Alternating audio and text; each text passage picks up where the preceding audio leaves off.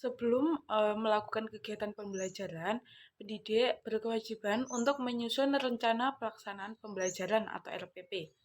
Apa itu RPP?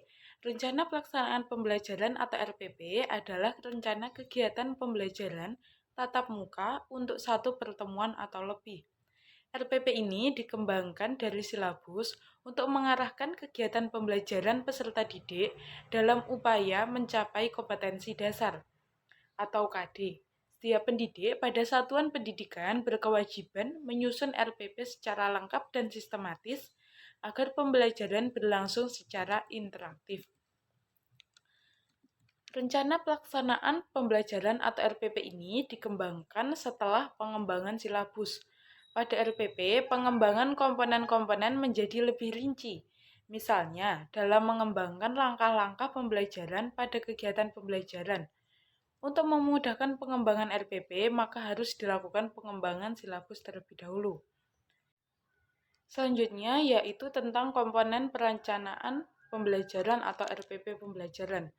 Berdasarkan Peraturan Pemerintah Nomor 19 Tahun 2005, Pasal 20 dinyatakan bahwa perencanaan proses pembelajaran meliputi silabus dan rencana pelaksanaan pembelajaran atau RPP yang memuat sekurang-kurangnya tujuan pembelajaran, materi ajar, metode pengajaran, sumber belajar, dan penilaian hasil belajar.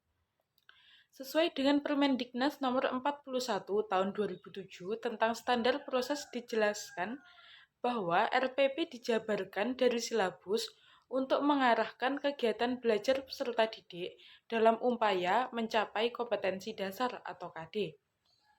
Guru merencanakan pengalaman RPP untuk setiap pertemuan yang disesuaikan dengan penjadwalan di satuan pendidikan.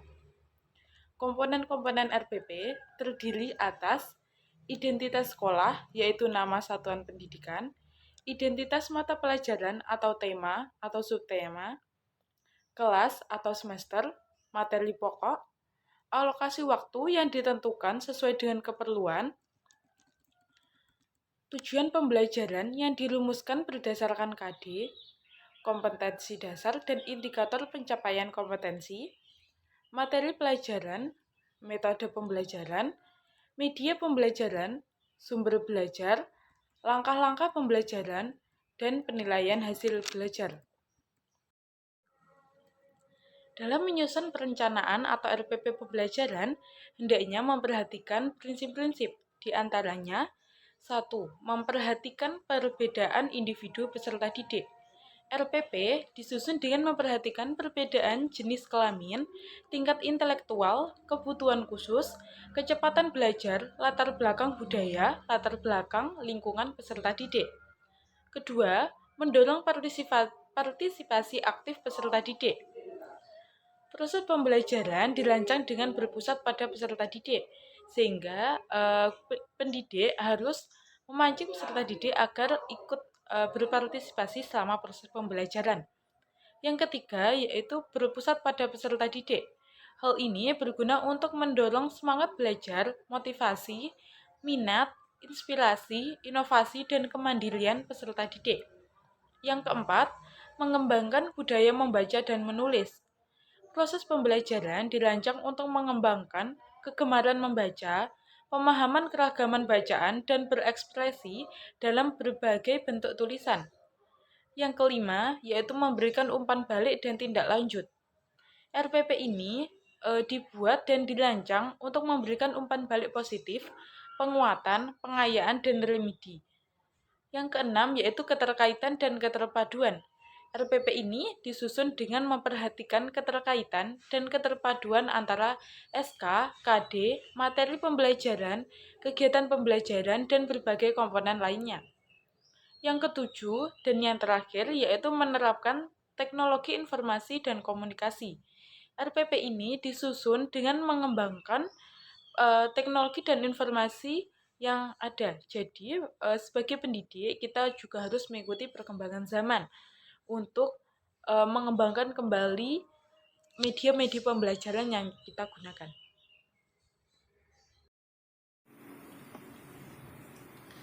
Selanjutnya, langkah-langkah penyusunan perencanaan atau RPP pembelajaran. Pertama, menetapkan misi dan tujuan. Dalam pendidikan, misi dan tujuan pengajaran mengacu kepada misi dan tujuan pendidikan, mulai dari tujuan pendidikan nasional, tujuan institusional, tujuan kurikuler, tujuan pengajaran atau tujuan instruksional baik umum maupun khusus.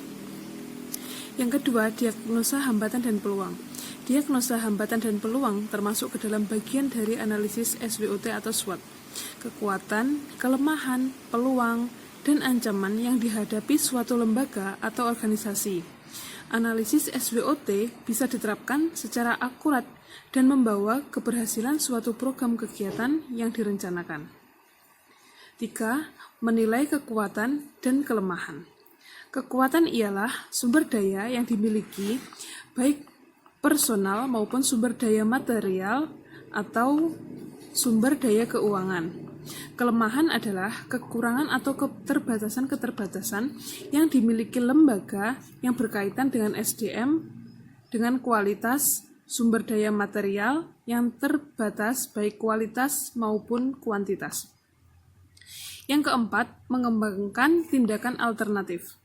Setelah analisis SWOT atau SWOT, maka kepala sekolah dan guru membuat perencanaan pengajaran. Harus dapat memilih alternatif tindakan dan langkah-langkah yang terbaik yang dapat digunakan untuk mencapai tujuan pengajaran yang telah ditetapkan.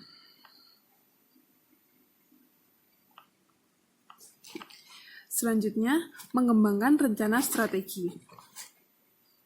Dalam perencanaan pengajuan strategi yang dikembangkan dan adalah strategi pengajaran. Strategi pengajaran ialah tindakan guru dalam melaksanakan rencana pengajaran dengan menggunakan berbagai komponen pengajaran, seperti tujuan, bahan, metode, sumber, serta evaluasi. Yang nomor 6, pengembangan sistem pengajaran. Model pengembangan merupakan kerangka dasar yang dijadikan acuan dalam melakukan pengajaran, yang meliputi 2 dimensi, yakni dimensi rencana dan dimensi proses yang nyata. Selanjutnya, format dan model perencanaan atau RPP pembelajaran. Contoh RPP pembelajaran. Nama madrasah MI Ma'arif Mangunsuman 2. Kelas 1 semester ganjil. Mapel atau materi pelajaran fikih. Materi pokok ketentuan sholat sunnah rawatib. Waktu 1 kali pertemuan 2 kali 35 menit. A. Kompetensi dasar. 3.1. Memahami ketentuan sholat sunnah rawatib. 4.1. Mempraktikkan tata cara sholat sunnah rawatib. B. Tujuan pembelajaran. 1. Melalui kegiatan pengamatan, siswa dapat memahami ketentuan sholat sunnah rawatib dengan benar. 2. Melalui kegiatan praktik, siswa dapat mempraktikkan tata cara sholat sunnah rawatib dengan tepat. C. Materi. Materi pada RPP ini ketentuan sholat sunnah rawatib. D. Indikator. 3.1.1 menjelaskan ketentuan sholat sunnah rawatib. 3.1.2 menceritakan jenis sholat sunnah rawatib dan bilang rokaatnya. 3.1.3 menyebutkan hikmah sholat sunnah rawatib. 4.1.1 menceritakan pengalaman sholat sunnah rawatib. 4.1.2 mempraktikkan sholat sunnah rawatib. E. Penilaian dan evaluasi. Penilaian sikap dilakukan dengan cara observasi. 2. Penilaian pengetahuan dilakukan dengan tes tulis dengan uraian. 3. Penilaian keterampilan dilakukan dengan unjuk kerja. F. Metode. Metode yang digunakan yaitu simulasi, percobaan, diskusi, tanya jawab, penugasan, dan ceramah. Selanjutnya, media dan sumber belajar. Media dan sumber belajar yang digunakan adalah buku siswa, buku fikih kelas 3 halaman 1-15, Yang kedua, benda-benda yang ada di sekitar sekolah. Selanjutnya, kegiatan pembelajaran.